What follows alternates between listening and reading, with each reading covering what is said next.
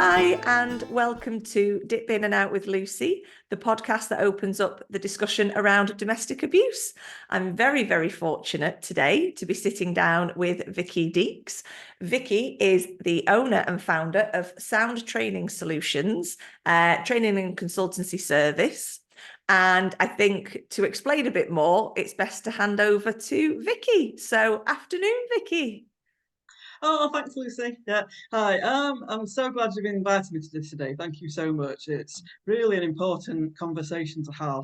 And I think as well, it's a very taboo subject, and just talking about it and just knowing that there are so many people out there that are dealing with domestic violence, domestic abuse, even maybe just understanding what it actually is it's a really important conversation to have.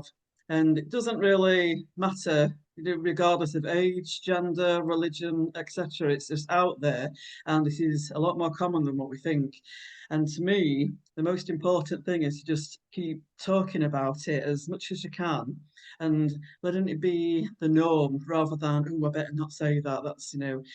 So it's really, really important. So thank you for inviting me on today, and I'm looking forward to getting into some real deep conversations.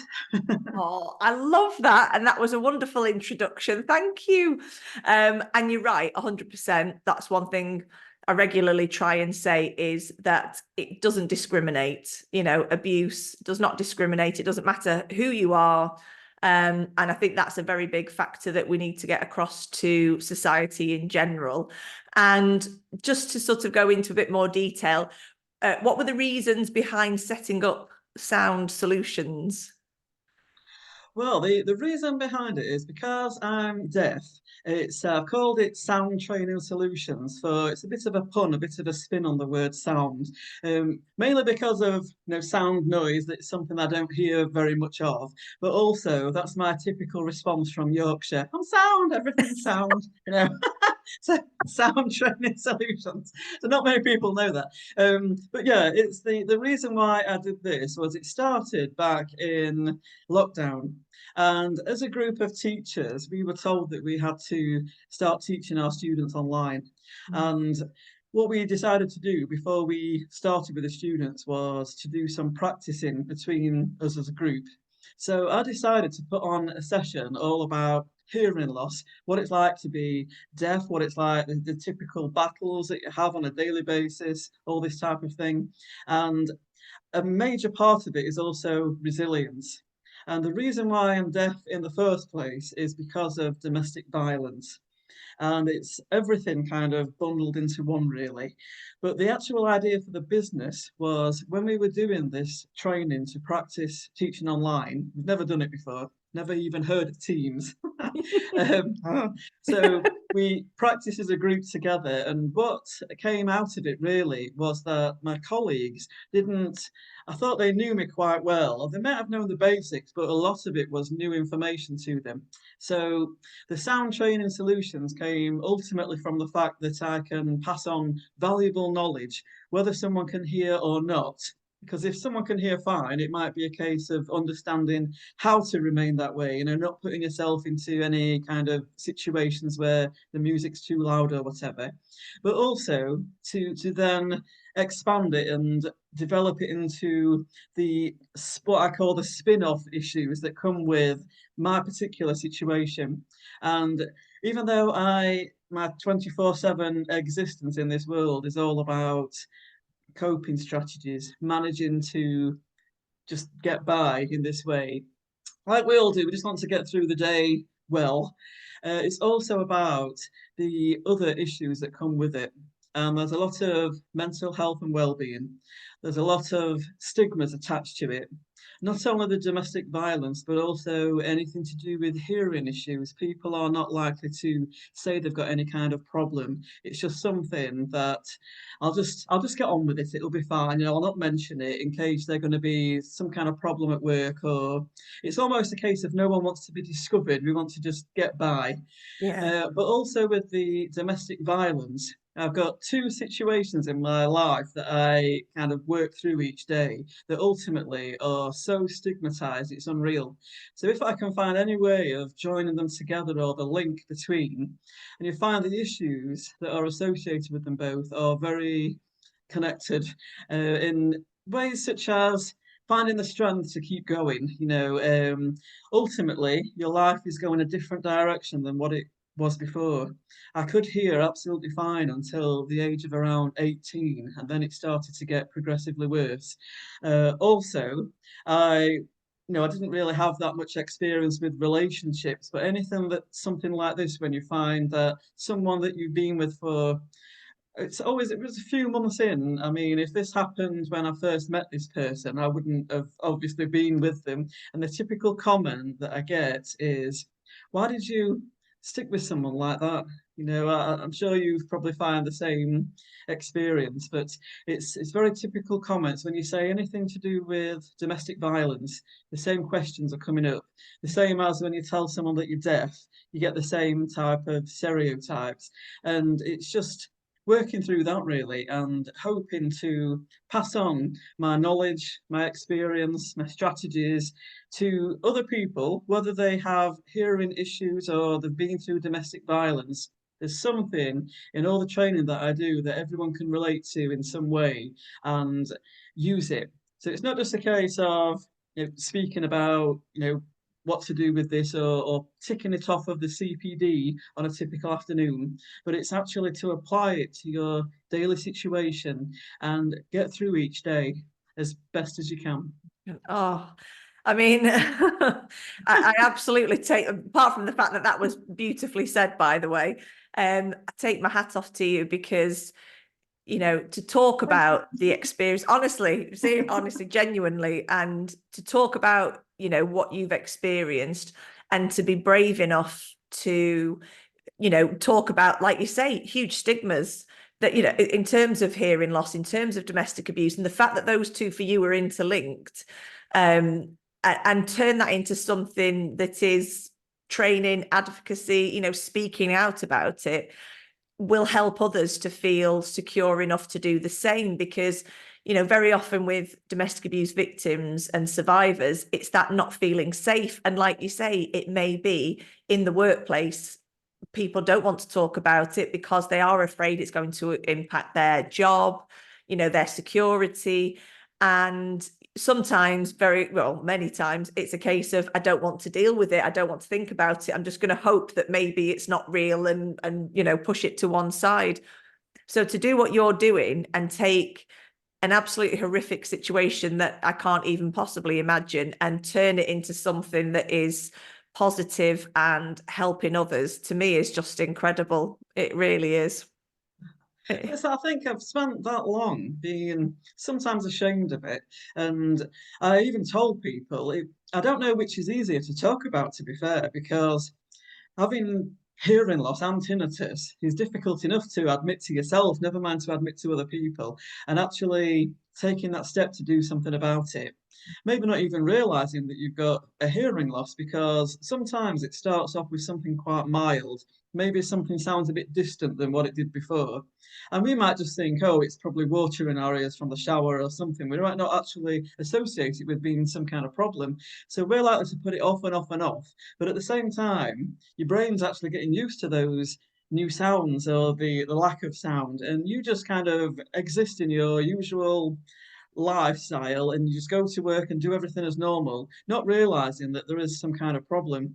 And the shocking thing is, it takes people on average around 10 years to do something about it. So even though the stats are quite high out there, it's talking 1 in 5, 20%.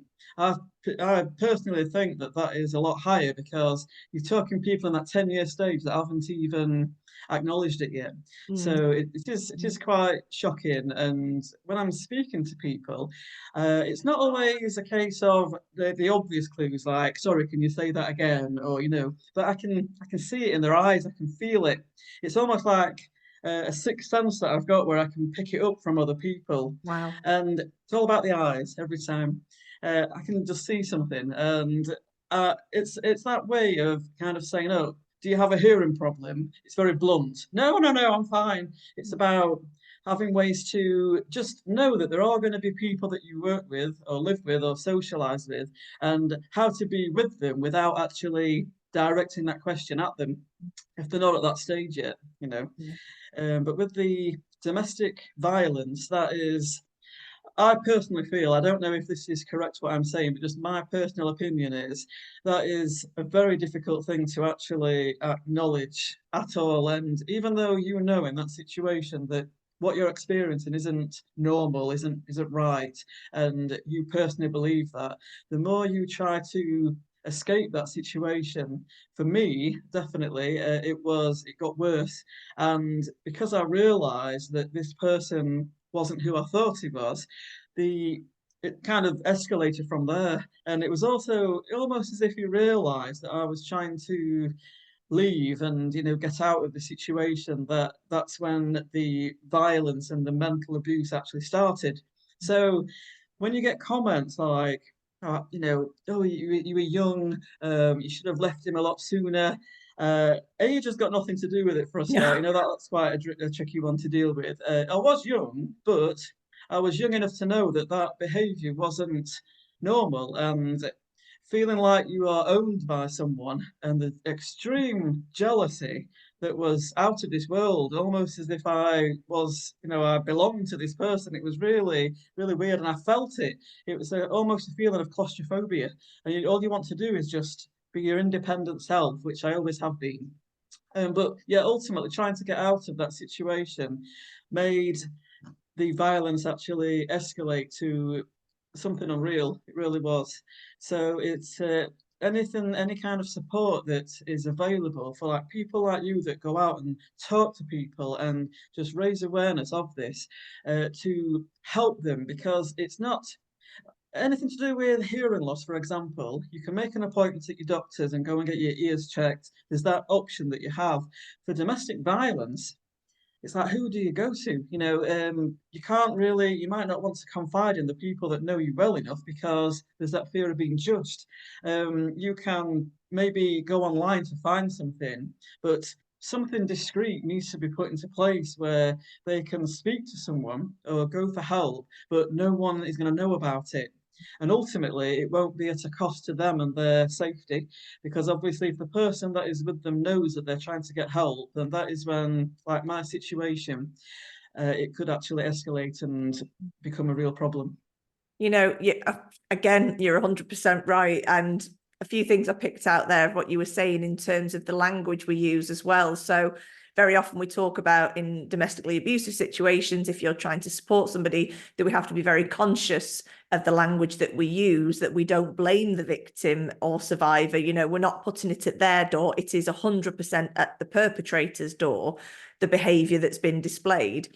And again, you were just saying then about the language and the way you are treated as somebody who is deaf, you know, and I would never have kind of thought of those, again, the interlinking between the two, that how we talk to people, how we don't necessarily know everybody's situation, you know, and obviously you've experienced both. And it's shameful that as a society now, we can't actually learn enough to say maybe we should think about how we approach people, how we speak to people, because we never know what they've experienced. And something else that you touched on then that's really, really important, and I obviously my specialism is post-separation abuse, but I talk about all aspects of abuse. But the escalation, and I said this in my very first episode with, it was Trafford Domestic Abuse Service, it was Sam Fisher actually, and she's the CEO, and what she was saying and what we discussed was it's that escalation when you try to leave. You know, it may seem like the relationship's normal for a while and it's your norm, but then there comes a point where, you know, hopefully you start to see that it isn't normal behavior being treated in that way. And again, as society, we need to stop saying, well, you've left now, so there you go, everything should be fine. Actually, it's the opposite. And very, very often, and I repeatedly say this, is it does escalate because they're losing power and control. And obviously, very sadly and very unfortunately for you, that is precisely why you ended up, you know, being treated in the way which you were, which was disgusting. And that is the dangers of, and we need to be talking about it more and saying, look, the repercussions and the impact. And I think you said this the spin-off earlier, didn't you? That kind of, that's how you have to now deal with something that happened so long ago. And that's why we can't turn around and say, well, you're no longer in that situation, therefore move on with your life. Actually, you learn to process what you've experienced, but you don't necessarily ever get over it, as people say. You move forward day by day. And like you say, every single one of us just wants to get through the day the best we can, enjoy it the best we can, live our lives to the fullest. And you are 100% doing that, definitely. And again, you're helping people by coming on to the podcast and talking about your experience, because there could be somebody that watches and thinks, actually, that's something that I have experienced and I do understand that, and actually I need help and I need support. So I think it's very important to have that conversation and make sure that we are all kind of trying to sing from the same hymn sheet, shall we say. But in terms of what would you like to see in terms of change in general around your work and domestic abuse? Is it the language? Is it a better understanding? What would you, like you say, you'd like to see more support, more in terms of signposting, maybe? Do we need more signposting out in the community, maybe? I think a lot more has to be done. I mean, awareness in general, just for the simple fact that the comments I've received, and whether it's for being deaf or for being I don't like to say a victim. I'm not a victim. I am a survivor. I'm still here and I'm able to talk about it, which is sadly not the case for a lot of people. So I'm very grateful for that. I'm also very grateful for people like yourself that also join me in this kind of mission in saying we are not at fault. We don't have to apologize for being good people. No. And ultimately, it is a case of, well, you must be as if there's a weakness, and it's nothing to do with being weak. If anything, it's a complete opposite because we knew that that wasn't the way to act. And I'll never apologize for being a good person. I'm very intelligent, and I knew that after a certain amount of months with this person, the way that I was being treated, and it's kind of a personal what they I don't know if this is an experience for other people, but what they tend to do in situations like this where they want to ultimately keep you for themselves, like you're a property, Yeah. is they will try to find things that you are very close to, or people that you're very close to, and kind of dictate to them or use threats to harm those people near to you. And my family, my dad in particular, was one of those people that would be threatened. Unbeknown to him, it was only to me, do this, or you're not going to see this person again. But it was never said to that person, it was said to me. And it's so easy to believe that you are at fault when things take a different turn. And at the time, I completely was brainwashed into thinking that I was making this person act the way that he was. And because he said things like, I was fine, but now you've just done whatever I'd done or acted a certain way or wanted to go out or I don't know, something really mild has resulted in him being in a bad mood or acting a certain way. Always my fault, never responsibility on that person's shoulders at Never. all. It's always a case of this is what's happened, and you are the reason why that's happened. And you kind of believe that. And again, I've always said that I'm an intelligent person, but I sometimes wonder why was I taken in so much? There's so many questions I can't answer, but I do realize that a lot of people that were very close to me felt distant at the time. And it was also a case of him saying things like, this person doesn't really like you as a friend. This person doesn't care about you. And you kind of believe it, And the amount of people that I started to ignore and I felt very like distant from was unreal. And it really, really was a problem.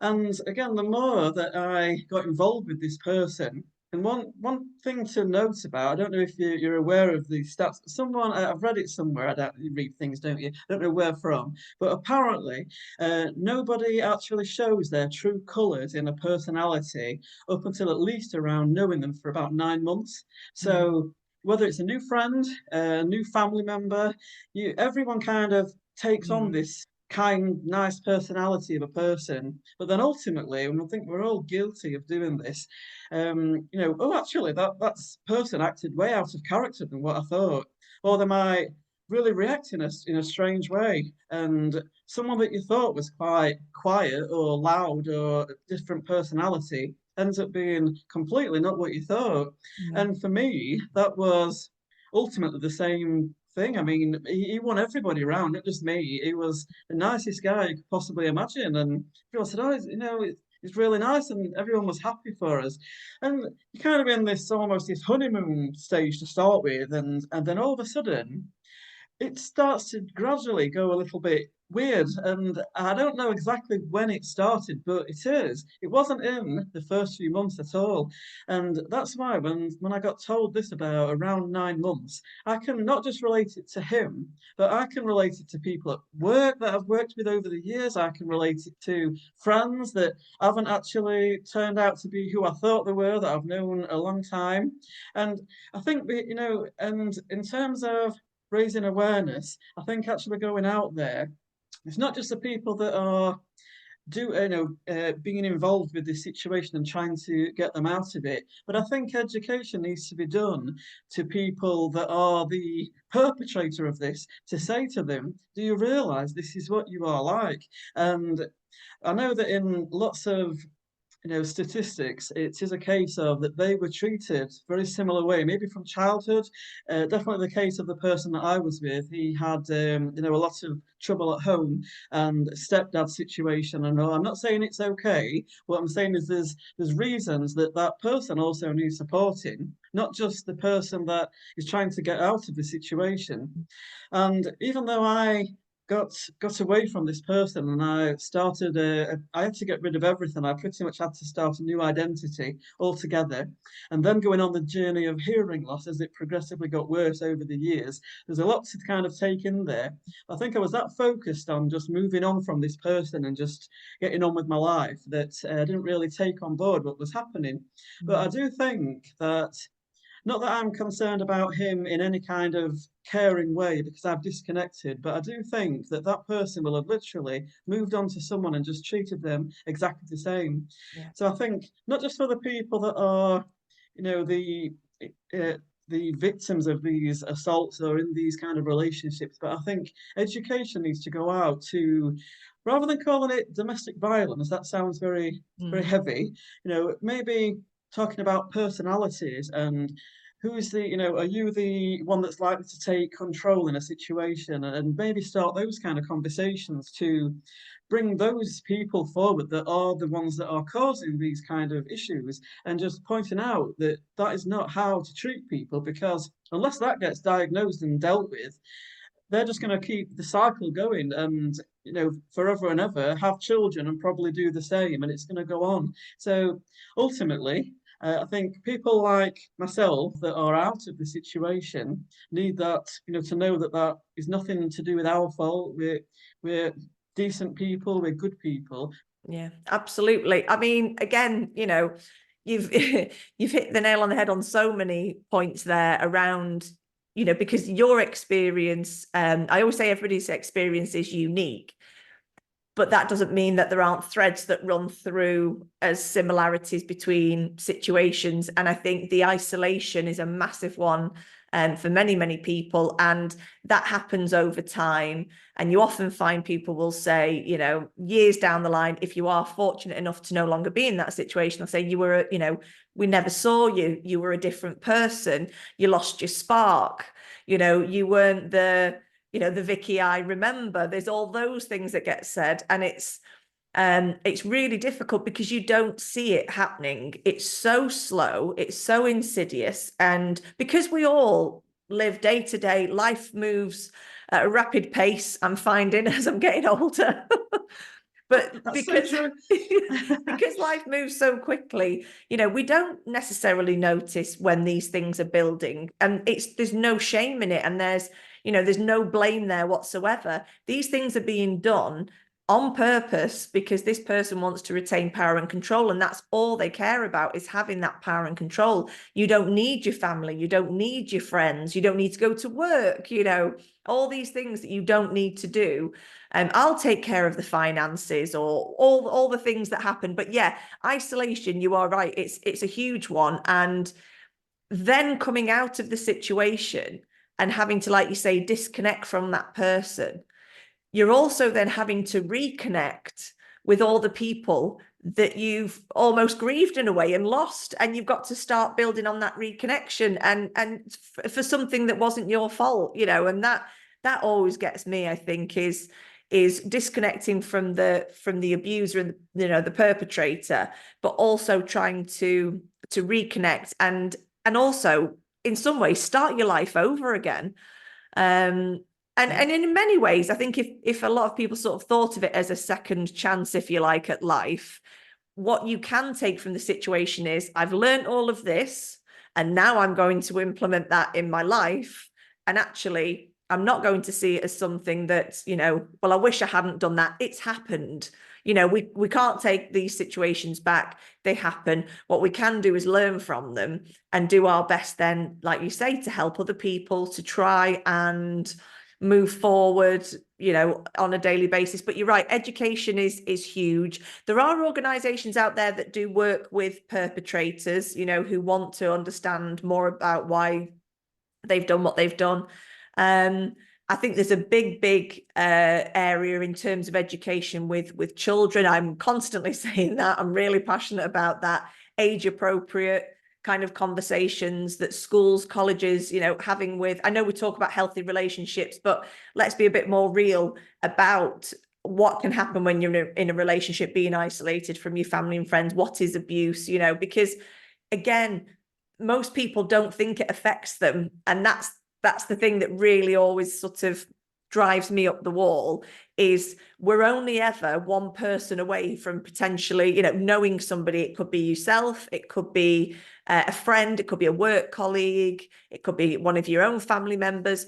We will all have come into contact with somebody that has experienced abuse, which means most of us are impacted by it. And we by that, I mean, we don't know how to respond sometimes. So, again, the language, when you're somebody that's trying to help somebody else, instead of saying, well, you chose that person, well, why did you stay with them?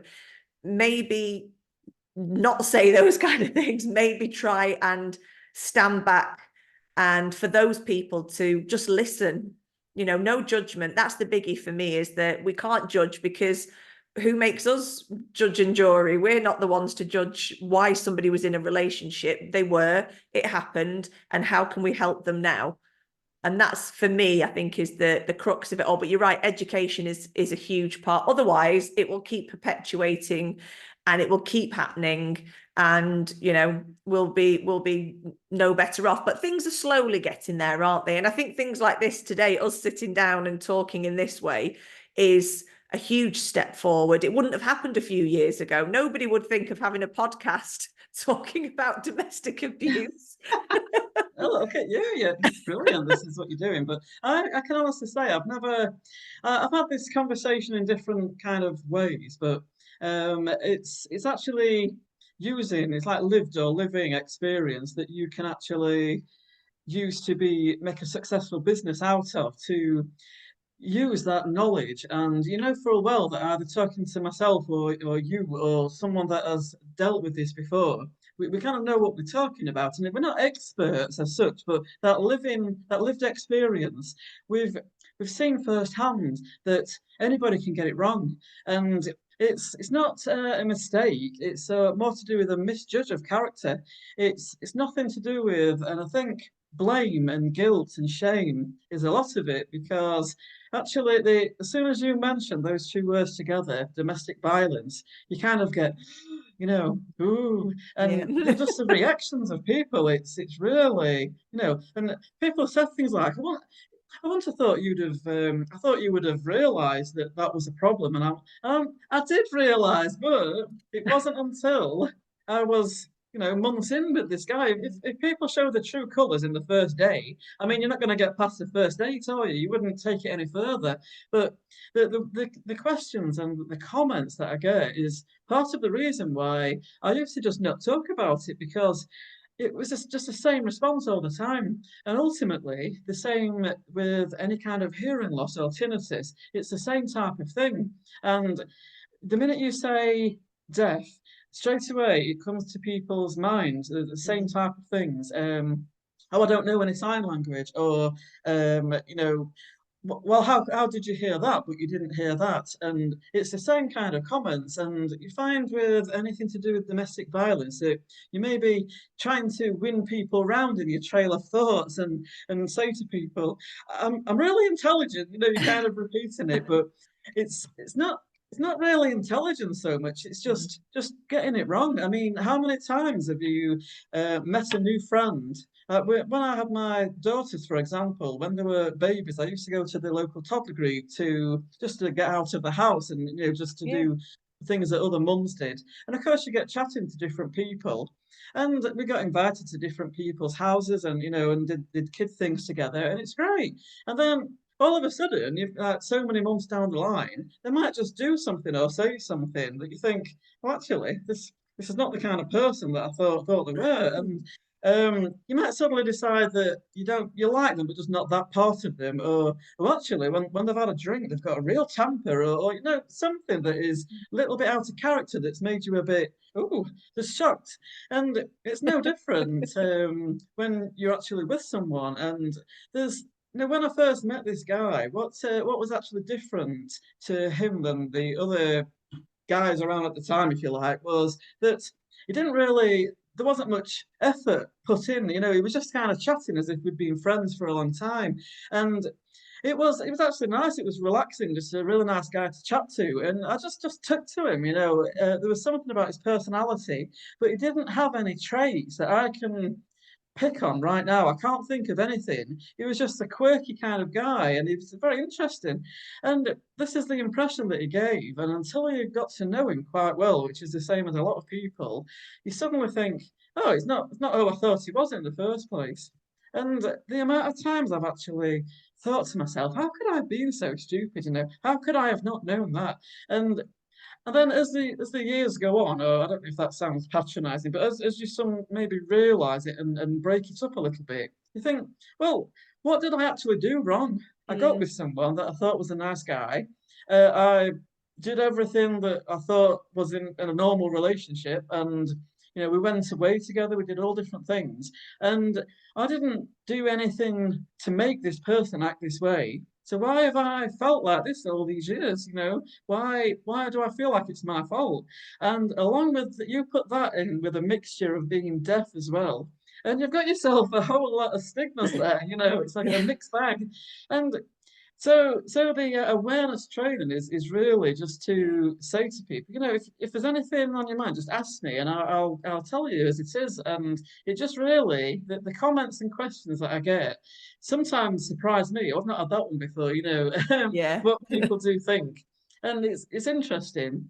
And I'm just ultimately trying to turn it around. Something that dictates my life 24/7, because you can't escape being deaf. How many times do you speak to people in a day? How many times do you have to listen to certain noises and work out what Mm. they are?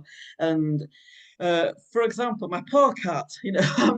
I'm a massive cat fan. I can't hear my cat meow, but I Yeah. can hear him purring. Mm. And also, I've just come back from doing my shopping, and I'm thinking, where is he? He always comes down, he hears the bags, and he's nosy. I'm thinking, where is he? And I've locked him upstairs in the cupboard completely by mistake because I can't hear him Yeah. meowing. Yeah. And it's little things like that where you think, I can't imagine what people must think of me, like this Oh. cat torturer. It's absolutely not the case, but it's like these sounds and noises that you're trying to rely on, and Mm. it's just 24/7. The fact that what's that noise? Where is it coming from? Is it this? Did you just say this? And it's very difficult to be okay with that. Yeah. And the whole domestic violence issue that happened, I feel like I've not moved on from, but I feel like the main issue with me is the stigmas that are attached to it. Yeah. And ultimately, all I'm trying to do is to go out there and say, look, this is what I'm doing. I'm not sitting at home. I cry a lot, but I'm okay right now. I might, in an hour's time, I might be upset about something, but right now I'm fine. So focusing on the present rather than what's happened or what might happen. Like what is it like right now?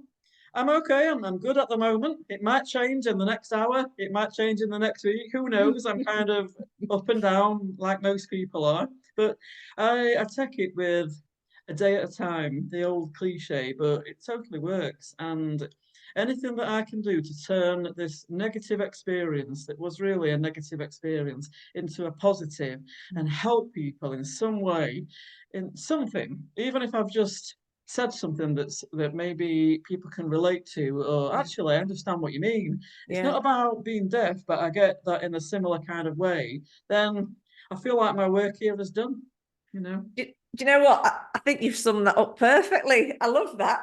Because normally we come to sort of some conclusion at the end of the episode, but you've just summed it up perfectly there. And to be honest, saying what you've just said about taking it one day at a time, you might feel okay now, you might feel like having a good cry later, might be next week, whenever. That is absolutely 100% how victims and survivors feel, isn't it? On a regular basis, it is that. And then coupled with that, your hearing loss, the fact that you do put one foot in front of the other, the fact that you do, want to help other people, you want to raise awareness, all of that just even more so makes me realize what an incredible human being you are. And you're right. And that's the best advice you can ever give. Don't start me crying. Oh, look, I'm an Sorry. ugly crier. But you Don't want are, to and see you are, that. and you should be told that 100%. You should be told how incredible you are. And I think, to give that advice and to say to take it one day at a time, there is no shame in having moments where you feel absolutely fed up. But that one step at a time is all anybody can do in these situations is literally one foot in front of the other. And you know what? Some days you'll get up and you'll feel on top of the world, and other days you won't. But both are okay. Both are okay because I did a blog the other day around these contradictory feelings that we have as human beings, but then I related it to post-separation abuse. And again, it relates to your situation is we can feel on top of the world and we can feel like crap. We can feel creative and we can feel fearful. So those are okay. Once we learn to let them coexist inside of us, then actually we're going to be all right. And I can't thank you enough for joining me. You've been absolutely amazing. And I'm very, very privileged to have you on today. I am. Oh, thank you so much. Thank you for your words. I mean, that's just it's really difficult taking compliments. I thought I was quite good Well, at you that, got to take but I'm it. like, no, thank you very much. No, it's just nice to know that this is appreciated because, like you say, it's using something that was a negative experience to ultimately try and be positive about it. And it's like you say, it is very difficult to feel that way. And again, in the same way as other people that have left that situation, you're also dealing with loss because your life isn't the same as what it was before. And again, I used to hear well, and now I can't. So it's the same as losing a person. It's grieving, it's loss, it's all these experiences in one. And I'm just really glad to be actually talking about it out loud and sharing those experiences. So if I can help anyone, that would be a very good thing. That's amazing. That is amazing. Thank you. And we'll probably need an update, I think, maybe an update episode in the coming months. Sounds good to me. See how you're getting on, see what's happening. Yeah. That's brilliant. Thank you so, so much, Vickie. Thank you. And take care and have a lovely. Oh, thank you. Thanks a lot, Lucy. You too. Where